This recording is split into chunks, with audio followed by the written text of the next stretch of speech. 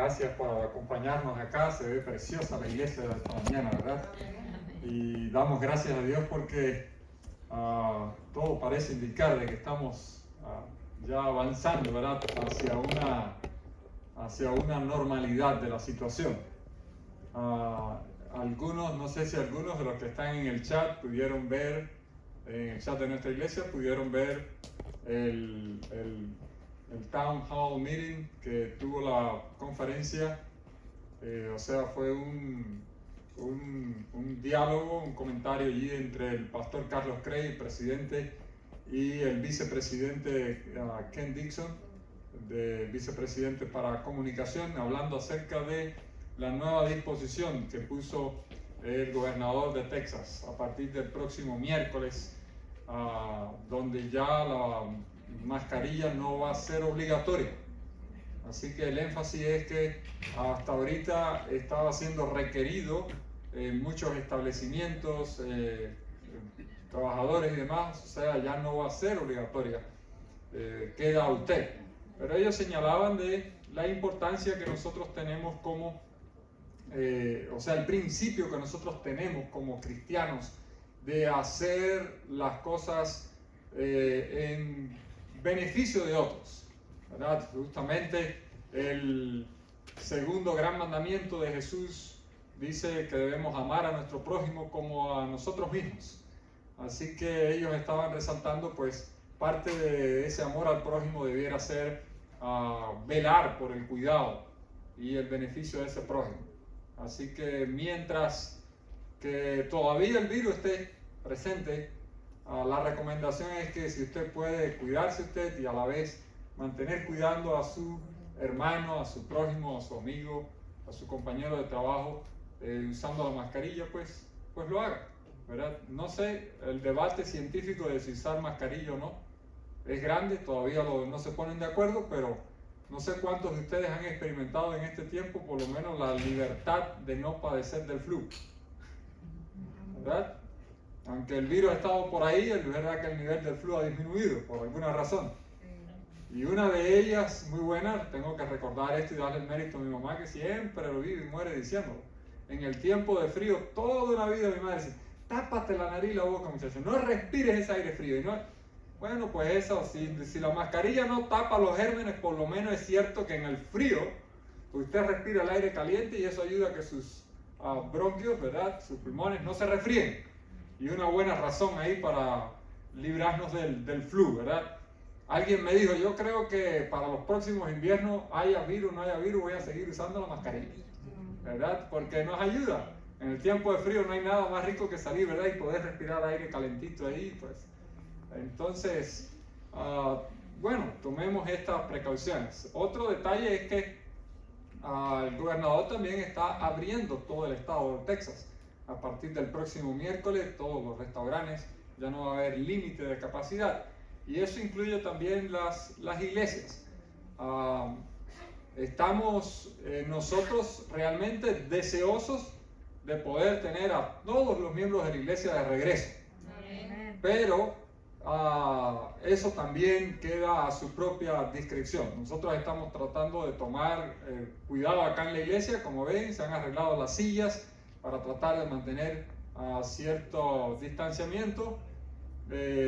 Pero paulatinamente, en la medida en que la mayoría vaya consiguiendo la vacuna, en la medida en que el número de casos vaya bajando específicamente, no solo en el estado, sino también aquí en nuestro condado, pues creo que eso serían buenos indicadores para decir, ok, ya la situación está quedando bajo control, podemos sentirnos más libres, ¿verdad?, a participar, a reunirnos.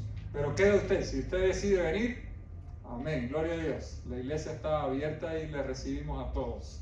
No vamos a estar haciendo acepción de personas de que, tú no quieres usar la mascarilla, no puedes entrar. No, es a ustedes. No vamos a quitar de ahí ¿verdad?, la señal. En ningún momento ha sido una ley en nuestra iglesia. Si usted ve la señal que tenemos puesta ahí en las puertas, es una recomendación, ¿verdad? No es una obligación. Si usted quiere usarla, nosotros lo recomendamos. Si quiere usarla, la usa. Si no, eso queda a usted. Bien, entonces, dicho estos preliminares, ¿verdad? Respecto a la situación que estamos viviendo actualmente, pues vamos a adentrarnos entonces en el propósito de esta mañana, estudiar la palabra de Dios. Así que les invito una vez más a pedir, ¿verdad?, el Espíritu Santo para que sea el Maestro y nos enseñe. Querido Jesús, estamos ahora aquí en este momento listos, Señor, para escuchar tu voz. Queremos, Padre Santo, que tu Santo Espíritu nos enseñe. Que al estudiar tu palabra, Señor, tú nos ayudes a poder sacar lecciones para nuestra vida. A aplicar esa palabra a nuestra necesidad espiritual. Y que por el poder de tu Santo Espíritu, Señor, tú nos des fuerzas para obedecer tu palabra. Que tú nos des dominio propio. Padre Santo, si hay alguien aquí en esta mañana o en sus casas mirándonos a través del Zoom, que necesita, Señor, un toque sanador, pues que tu palabra pueda ser esa medicina, restaurando físicamente y también espiritualmente. Así que, Señor, ven una vez más a bendecirnos, porque lo pedimos en el nombre de Jesús. Amén. Amén. Bien, les invito a abrir sus Biblias entonces en el profeta Miqueas. Estamos estudiando los profetas más pequeños de la Biblia para no continuar usando el nombre de profetas menores, porque realmente no son menores en contenido, son grandiosos profetas, y específicamente el profeta Miqueas es una profecía grandiosa. Así que les invitamos entonces a abrir allí sus Biblias en Miqueas. Recuerden, los libros de los profetas menores los podemos aprender de 3 en 3 para encontrar rapidito estos libros pequeños, ¿verdad? Empezando por el profeta Oseas, después de Daniel, Oseas, Joel, Amós, Abdías, Jonás, Miqueas, y después Nahum. Así que Nahum es más pequeño todavía que Miqueas, así que ahí está el profeta Miqueas entre Jonás y Nahum.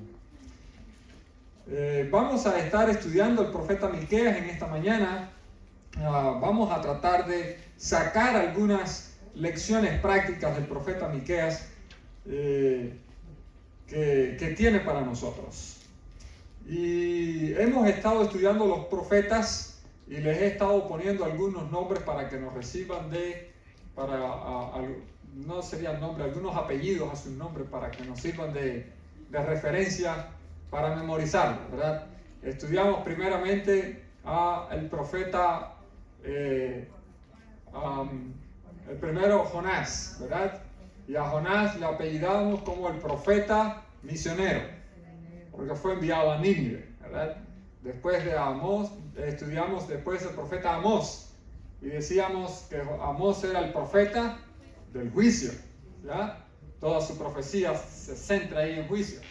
Después estudiamos al profeta Oseas, y dijimos que Oseas era el profeta del amor, el profeta que vivió en carne propia, o sea, demostró en su propia vida el gran amor de Dios.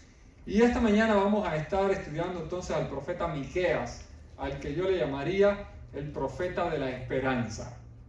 Miqueas, el profeta de la esperanza. Y en un momento vamos a ver por qué es que llamamos a Miqueas el profeta de la esperanza. Primeramente me gustaría comentar con ustedes una breve historia. Cuenta esta historia que Carrie ten Boom, una joven que vivía pacífica y felizmente con su padre en la ciudad de Haarlem, en Holanda, cuando comenzó la Segunda Guerra Mundial, ellos pronto tomaron decisiones para comenzar a proveer para los judíos que estaban siendo perseguidos por los nazis. Así que ellos crearon ciertas condiciones en las cuales ellos albergaban a los judíos y les proveían, ¿verdad?, de alimento y de ayuda. Eso no pudo durar por mucho tiempo, pues los alemanes tomaron cuenta de ello y llevaron a Carrie y a su padre al campo de concentración. Allí estuvieron sujetos a toda clase de privaciones, humillaciones, pues ustedes conocen todo lo que pasaba en los campos de concentración.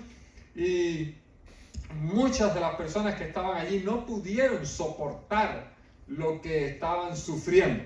Sin embargo, Carrie, por la gracia de Dios, logró soportar, y al ser liberada empezó a viajar para contar al mundo entero acerca de la realidad de Cristo Jesús y cómo le había ayudado a enfrentar las dificultades de su vida.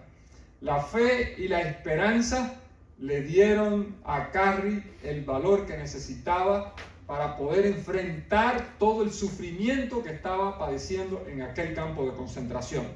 Su fe en Cristo Jesús le llenó de esperanza, le llenó de fe, le llenó de optimismo, y esa fe y esa esperanza también pueden darnos fuerza a nosotros hoy día para enfrentar todos los problemas que se avecinen.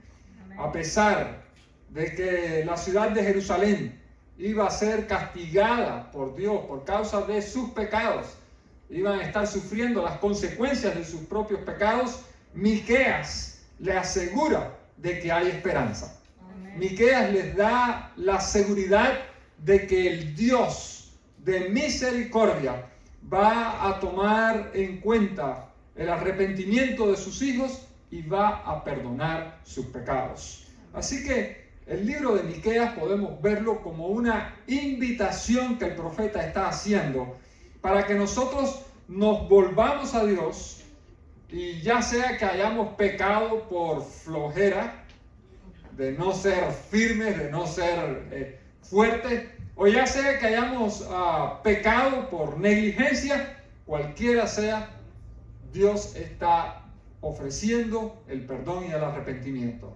Así que Miqueas es un llamado a aceptar ese perdón. Es un llamado a renovar nuestra relación de pacto con Dios. El profeta Miqueas nos está haciendo un llamado a tener una relación con Dios que se vea en evidencia de un cambio moral y espiritual. Así que el profeta Miqueas tiene un mensaje para nuestros días, pues estos son días en los que necesitamos la seguridad de una esperanza que no defrauda. Y Dios es un Dios que no defrauda. Y ese es uno de los mensajes que el profeta Miqueas nos deja saber. Dios nunca nos defrauda. El profeta Miqueas, su nombre significa Jehová salva, o Jehová es salvación.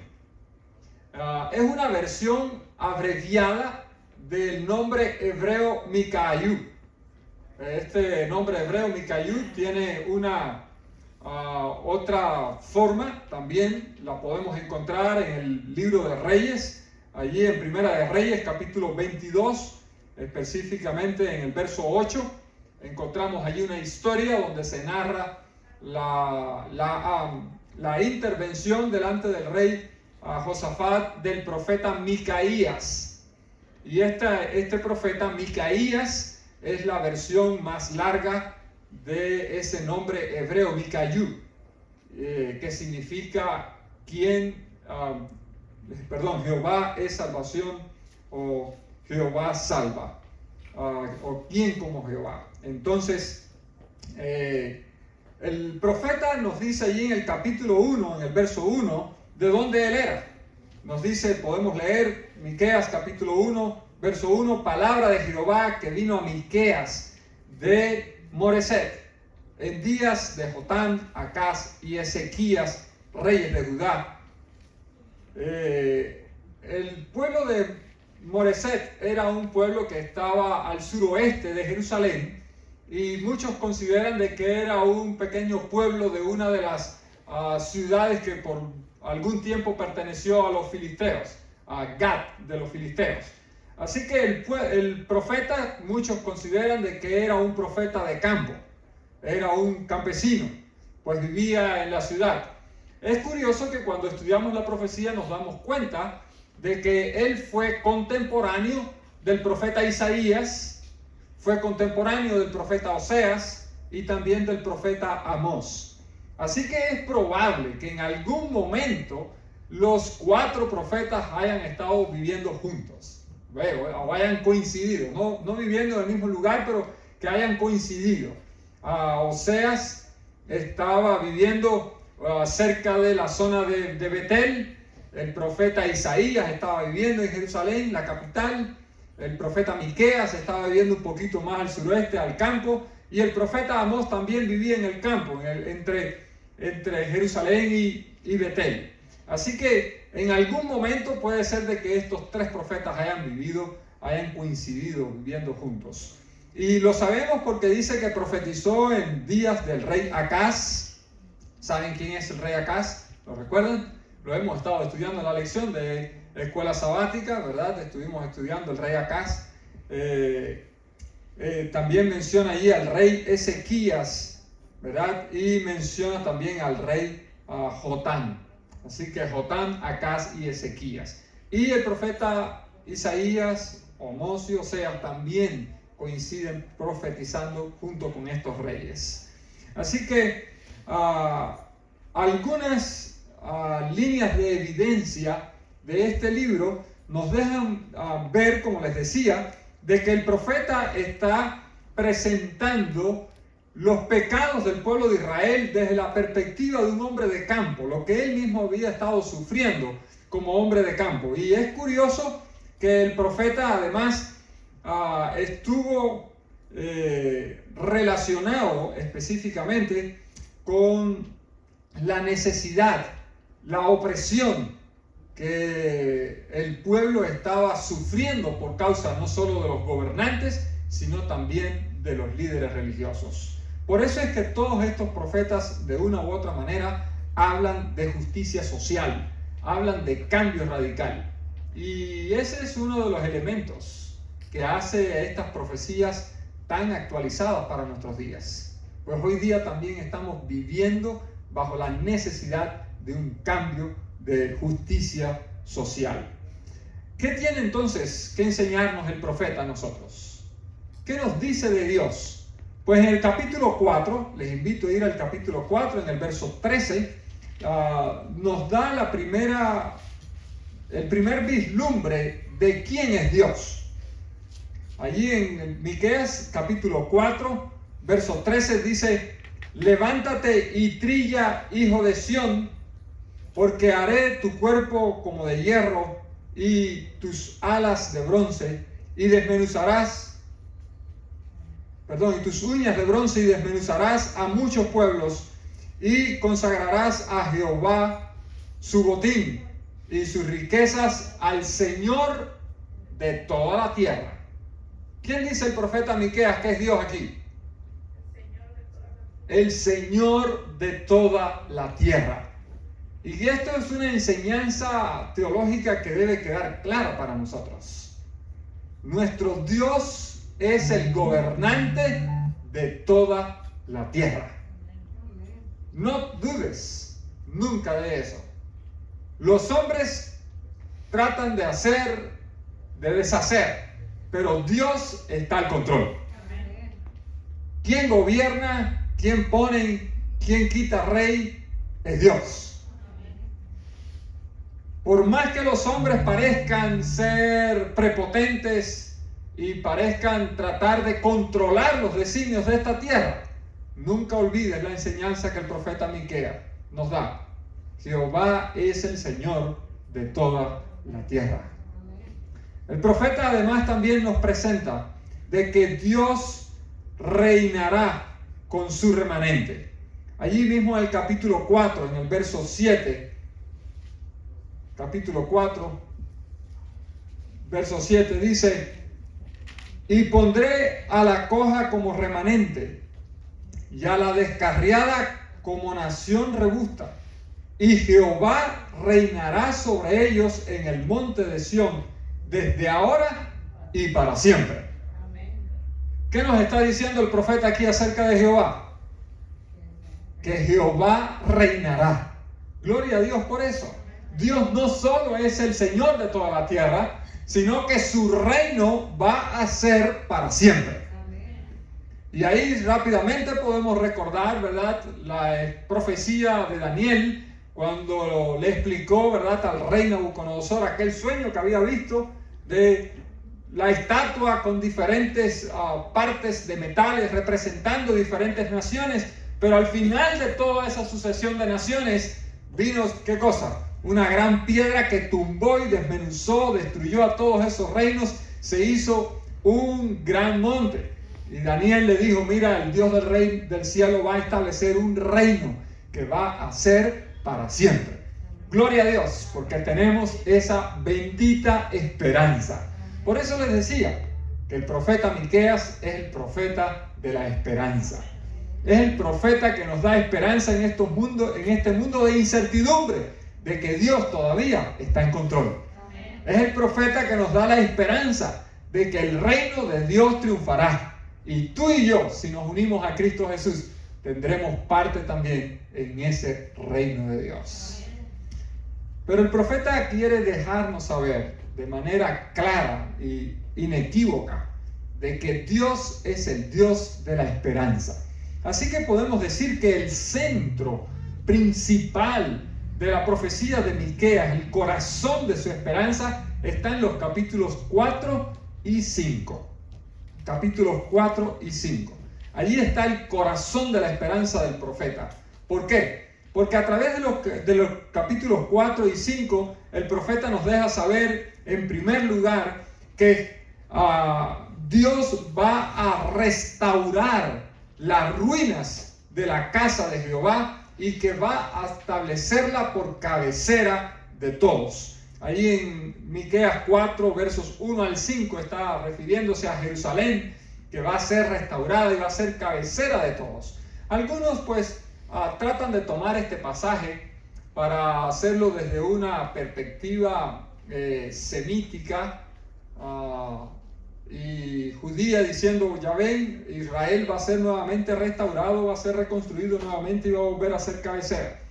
Pero nosotros creemos en lo que el apóstol Pablo nos enseña allí en Romanos, en los capítulos 10, 11 de Romanos y 12, el apóstol Pablo nos enseña de que tú y yo somos el Israel espiritual. Así que estas profecías que estaban hablando específicamente del Israel literal, de la nación y de la ciudad de Jerusalén literal, pues hoy día nosotros la aplicamos al Israel espiritual. Tú y yo somos parte de esa nación de Israel. Por la fe, dice Cristo Jesús, que todos llegamos a ser hijos de Abraham. Así que tú y yo somos de esa nación de Israel por la fe en Cristo Jesús. Y esta gloriosa profecía de que Israel va a ser restaurado, de que Israel va a ser puesto por cabeza de todos, es para ti y para mí. Y tenemos esa linda esperanza. Hoy día, en el mundo en que estamos viviendo, ser cristianos no es tan popular. El cristianismo no es lo más popular. Y específicamente, ser adventista del séptimo día es menos popular. Estoy seguramente que a algunos de ustedes le han dicho o le han reconocido, ustedes son los que no comen carne de puerco. ¿Se dan cuenta? No somos populares. O somos populares por algo negativo. Ustedes son los que no trabajan el sábado. Ya ven. Así que nosotros no guardan el domingo. Gracias, hermano. Así que nosotros podemos decir de que no somos populares, pero Dios nos va a poner, dice el profeta, por cabeza sobre todos. La promesa que Jesús nos da allí en Apocalipsis es que nos vamos a sentar con Jesús en su trono. ¿Quiere usted mayor honor que ese? ¿Quiere usted tener mayor privilegio que sentarse en el trono del Rey del Universo? Ya el profeta Miqueas nos dejó saber de que Jehová es el Señor de toda la tierra. Ya nos dejó saber de que Jehová reinará. Y ahora te da la esperanza de que si tú crees en Cristo Jesús, tendrás la oportunidad de sentarte con Jesús en su trono. Amén. Qué linda esperanza. El profeta también nos añade, allí en Miqueas, en capítulo 4, en los versos 6 hasta el 13, nos añade de que finalmente Dios va a asegurar el dominio del reino de David. Y en el capítulo 5, en el verso 2 específicamente, el profeta nos da una de las mayores esperanzas. Y este es uno de los pasajes clásicos. Recuerden que cuando siempre estudiamos los profetas, le doy pasajes clásicos de los profetas. Pasajes que vale la pena que usted marque, que usted anote para que lo aprenda de memoria, para que lo recuerde después en otro momento. Y Miqueas capítulo 5, verso 2 es el primer pasaje clásico del profeta que leímos en la lectura bíblica. ¿Lo recuerdan? Pero tú, Belén Efrata, pequeña para estar entre las familias de Judá, de ti me saldrá el que será Señor en Israel, y sus salidas son desde el principio, desde los días de la eternidad. ¡Qué lindo! La próxima vez que les pregunte a alguien, ¿qué profeta anunció que Belén iba a ser la ciudad natal de Jesús? Ya tienen la respuesta, el profeta Miqueas, ¿verdad? Anótelo ahí, márquelo, pasaje clásico para recordar. Miqueas anuncia, ¿verdad?, de que Jesús va a nacer de la ciudad de Belén. Pero este no es el único pasaje mesiánico que tiene el profeta Miqueas. El profeta Miqueas no solo anunció de que Jesús nacería en Belén, también anunció el sufrimiento de Jesús, al igual que hemos estudiado la lección de escuela sabática de esta semana. El profeta Miqueas en el capítulo 5, ahí mismo en el verso 1, dice: rodéate ahora de muros, hija de guerreros. Nos han sitiado, con vara con vara herirán en la mejilla al juez de Israel. Está anunciando que el juez de Israel iba a ser herido, ¿dónde? En la mejilla. Y yo pregunto, ¿y quién es el juez de Israel? ¿Recuerdan cuando Dios se le apareció a Abraham? El mismo Jesús allí, estaba Abraham en la tienda y aparecieron 3 ángeles y le anunciaron que iban a destruir Sodoma y Gomorra, ¿verdad? Uno de esos ángeles era Cristo Jesús. Y cuando Abraham oyó de que iban a destruir a Sodoma y Gomorra, Abraham dijo: y el juez de toda la tierra, ¿cómo no ha de hacer lo que es justo? Refiriéndose a Jesús como el juez de toda la tierra. Así que dice el profeta Miqueas aquí que herirán en la mejilla al juez de Israel. Está anunciando el sufrimiento de Jesús. Pero en el verso 4 nos da la esperanza de que ese Mesías, ese Hijo de Dios, que vendría a nacer en una ciudad insignificante como era Belén, y que iba a sufrir, era el que iba a reinar. Miren cómo dice en el capítulo 5, en el verso 4. Dice: y estará y apacentará con poder de Jehová, con grandeza del nombre de Jehová su Dios, y morará en seguro, porque ahora será engrandecido hasta los fines de la tierra. Ese niño pequeño que nació en Belén, que iba a sufrir, que iba a ser herido, también iba a ser el Rey de reyes y Señor de señores. Por eso, una vez más les digo, el profeta Miqueas nos da esperanza. Es el profeta que nos deja saber de que Dios cumple su palabra. Porque ese niño ya vino, ya murió, ya resucitó, pero pronto regresará como Rey de reyes y Señor de señores. Yo espero que tú tengas esa esperanza en tu corazón y que la creas con todas tus fuerzas. Otro de los pasajes clásicos del profeta Miqueas está en el capítulo 6, en los versos 6 hasta el 8. Y aquí el profeta está hablando de uno de los pecados de los cuales él condena a Israel. El profeta condena a Israel de varios pecados que nosotros hoy día pudiéramos decir que son pecados que nosotros hemos sofisticado. Porque tristemente, en la medida que ha ido pasando el tiempo e hemos ido conociendo más de la palabra de Dios, nosotros hemos ido cambiando nuestra manera de pecar. Al principio, el ser humano quizás pecaba, podemos decir, un poco más abierta y descaradamente, pero hoy día nosotros hemos ido santificando el pecado. ¿Y por qué les digo que lo hemos ido santificando? Porque muchas de las cosas que antes parecían muy malas y muy pecaminosas, hoy no, como que no son tan malas. Hoy hablamos de las mentiras piadosas, ¿no es verdad? O las mentiras blancas. Hoy fácilmente, en el tiempo del profeta, acusaba a los idólatras, a los hechiceros. Y hoy día nosotros decimos, no, yo no voy a un idólatra, a un hechicero. Pero es fácil que alguien vaya con una persona a consultar la palma de las manos para que le lea la palma de las manos. O para que le tiren las cartas y le lean las cartas. O que alguien más, de forma más refinada, consulta el horóscopo y cree en el horóscopo. Eso también es una forma de hechicería, solo que está más refinada, ¿verdad? La hemos sofisticado. El pueblo de Israel fue acusado de la idolatría, ¿verdad? Dios lo acusa por ser un pueblo idólatra, teniendo otros dioses. Y yo pregunto, ¿y nosotros hoy día no seremos también acaso idólatras? Solamente piense la definición de idolatría. ¿Qué cosa es un ídolo? Cualquier cosa que sea puesto en primer lugar antes que Dios. Y yo pregunto, ¿no tienes ningún ídolo tú en tu vida? ¿Acaso no hay algún día en el que te pones a hacer algunas otras cosas antes de buscar a Dios? El día que haces eso, te puedes contar dentro de los idólatras. Entonces, ¿estamos nosotros sofisticando el pecado o no lo estamos sofisticando? Fácilmente arreglamos las cosas diciendo, Dios me entiende.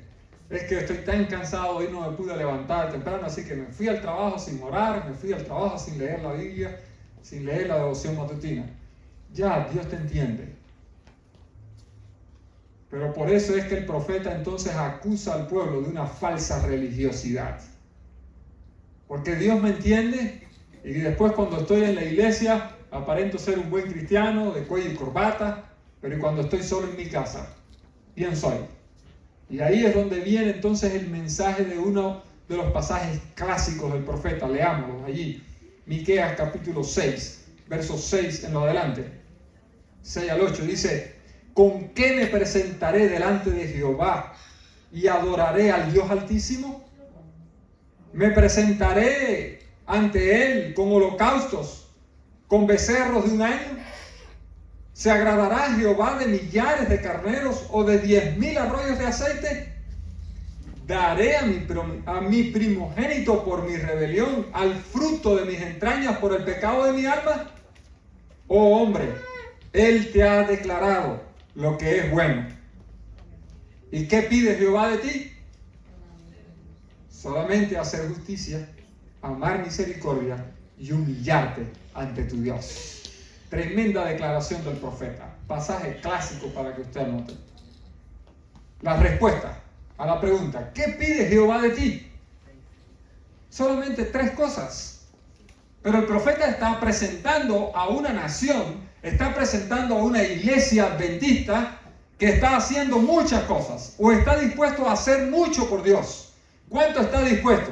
Mira, está dispuesto a hacer sacrificios, está dispuesto a incluso a ofrecer, dice, hasta su primogénito, hasta su propio hijo, pero lo que tiene que hacer no lo está haciendo. Y yo pregunto, ¿y hoy día te podrás contar tú dentro de este grupo? ¿Estás viniendo a la iglesia a adorar? ¿Puedes anotar dentro de tu lista? Yo estoy diezmando, pastor, yo estoy ofrendando. Puedes anotar entre tu lista, pastor, yo incluso estoy haciendo el año bíblico. Es más, estoy hasta leyendo un libro del hermano White.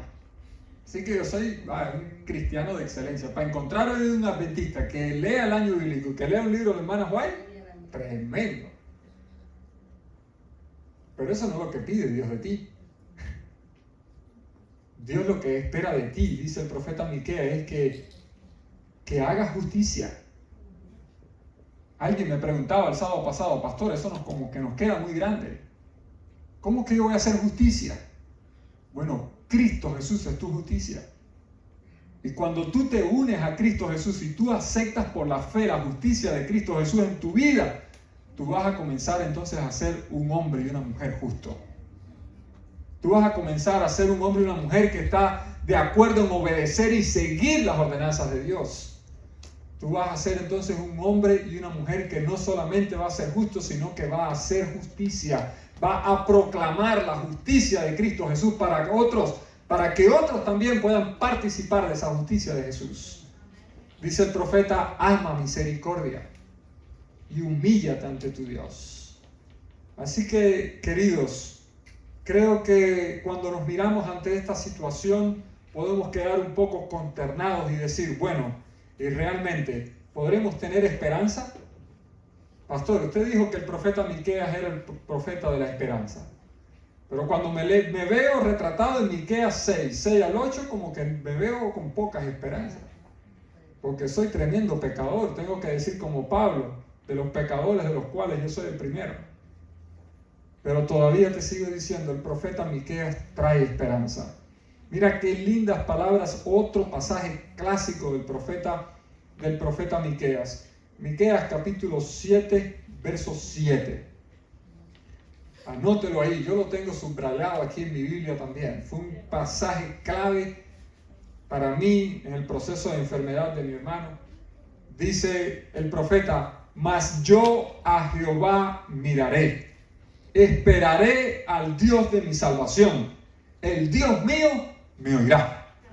Gloria a Dios por eso. Sí hay esperanza. No importa que te hayas descubierto que estás dentro de ese grupo de Miqueas 6 al 8, dentro de ese grupo de cristianos santurrones, como decía el pastor Tamayo. No importa que te encuentres dentro de ese grupo de los que dicen y no hacen. Si tú miras a Jehová, si esperas a Jehová y clamas, ten esperanza que Dios te oirá. Porque Dios responde las oraciones. Ahora yo pregunto, ¿estás teniendo tú una vida de oración? ¿Crees realmente en el poder de la oración? ¿O la oración está siendo para tu vida solamente algo esporádico? Algo para cumplir el requisito.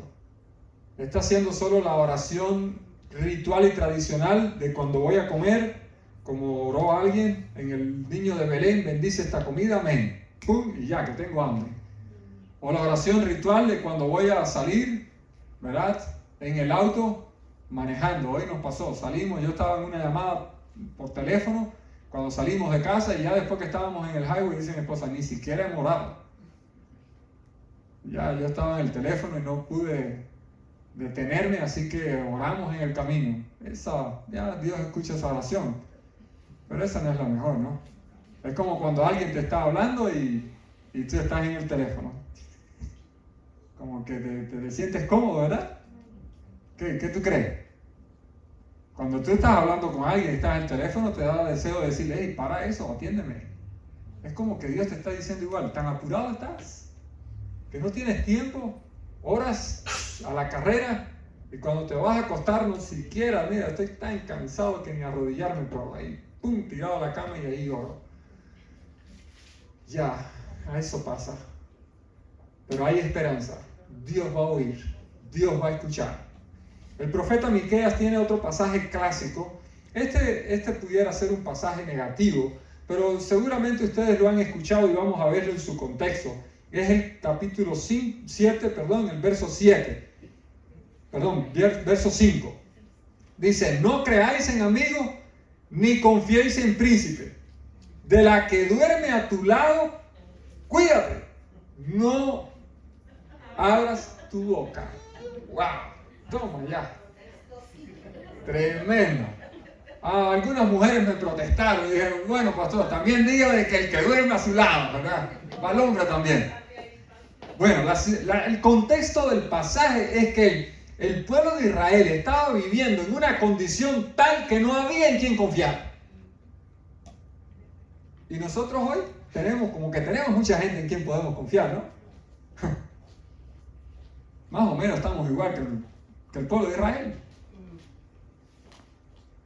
No hay nada más triste que sentirse traicionado, sentirse defraudado.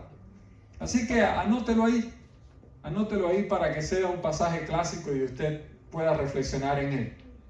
¿Realmente puedo confiar en alguien? Tengo un hermano, ¿verdad?, en el que puedo confiar. Tengo un compañero de oración en el que puedo confesar ahí mi problema, dejarle mi carga y que Él va a interceder por mí. Dios nos ayude a que eso sea real. Y el verso 6 Es otro pasaje clásico, ahí mismo también. El verso 6 dice, porque el Hijo, perdón, no veo. ¿Alguien lo puede leer por mí? Porque el hijo deshonra al padre, la hija se levanta contra la madre, la nuera contra su suegra, y los enemigos del hombre son los de su casa. Amén. ¿Y por qué digo amén? ¿Recuerdan este pasaje quién lo dijo? ¿Quién lo mencionó? Jesús. Así que cuando usted lo lea en los evangelios, ahora puede decir, Jesús no se lo inventó. Jesús lo estaba repitiendo las palabras ¿de quién? De Miqueas. Estamos viviendo en tiempos en que esta batalla va a estar ocurriendo. Yo estoy seguro que usted lo ha vivido. O conoce a alguien que lo ha vivido. Que ha decidido seguir a Cristo Jesús y los propios miembros de su casa se han convertido en sus principales enemigos. Pero otro pasaje clásico del profeta y que nos da esperanza está en el verso 8. Ahí mismo, capítulo 7, verso 8. Dice, tú, enemiga mía, no te alegres de mí, porque aunque caí, me levantaré. Aunque more en tinieblas, Jehová será mi luz. Gloria a Dios. Qué linda promesa, qué linda esperanza. Así que la próxima vez que el enemigo se acerque a tu vida, dejándote saber de que eres un perdedor, que eres una perdedora, de que estás destruido, de que eres un mentiroso, abre Miqueas, capítulo 7, verso 8, y léete ese pasaje. Aunque me caí, me levantaré. Y aunque more en tinieblas, Jehová será mi luz. Querido, cree en esa palabra de Dios. Porque el Dios que prometió eso es el Dios que también dice otro pasaje clásico de Miqueas en el verso 18. ¿Qué Dios como tú, que perdona la maldad y olvida el pecado del remanente de su heredad? Capítulo 7, verso 18, dice, no retuvo para siempre su enojo, porque se deleita en misericordia. Él volverá a tener misericordia de nosotros, sepultará nuestras iniquidades y echará en lo profundo del mar todos nuestros pecados. Gloria a Dios por eso. Así que hay esperanza. Hay esperanza en que Cristo Jesús, que nació aquí en Belén de Judea, pronto va a regresar como Rey de Reyes y Señor de Señores. Hay esperanza para pecadores como tú y como yo, de que aunque estemos hoy día fallando, Jehová va a ser nuestra luz y Jehová va a escuchar nuestras oraciones. Hay esperanza para ti y para mí, de que Dios va a perdonar nuestros pecados y los va a sepultar en lo profundo de la mar. Querido, yo quiero invitarte en esta mañana a que hagas de Jehová tu esperanza. Y si en algún momento has visto que has roto el pacto con Dios, que hoy día puedas reconsagrar tu vida, rehaciendo ese pacto con Dios, para que realmente tengas el privilegio de gozar de estas promesas que el profeta Miqueas nos da. ¿Cuántos de ustedes quieren en esta mañana renovar su pacto con Dios? Quiero invitarte entonces a cantar un precioso himno que nos da esa esperanza, ese consuelo, esa seguridad de que Dios nos ama, de que Dios nos perdona. Así que te invito entonces, Pablo, si me ayudas, por favor.